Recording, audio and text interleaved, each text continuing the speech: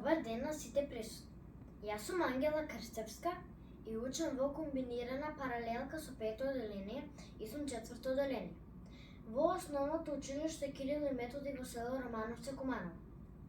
Денес ќе ви раскажам за книгата Сонот се остварува од писателката Даниеле Стар.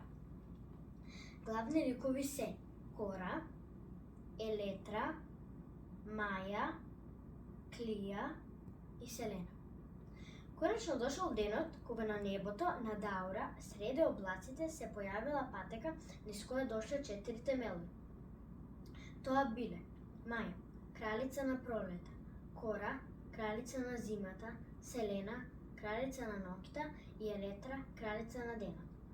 Сите тие биле кобели со посебни моки и символи на крилјата. Ги пречекала деканката Джија. Им посакала добре дојде и успешно полагање на испитот.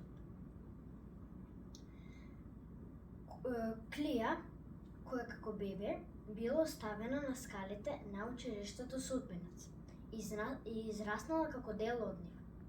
Случајно видела една фигура покриена со син мантил и одела кон вратата на испитната сала и таа пошла по неја. Таму ја сретнала преплашената Маја која го полагала испит. Решиле заедно да останат и да ги слободат сите препреки. Се нашле пред една бездна од која се гледало позлатена светлина. Околу дупката имало 3 ходници. И таму се наоѓале Селена, Кора и Елетра.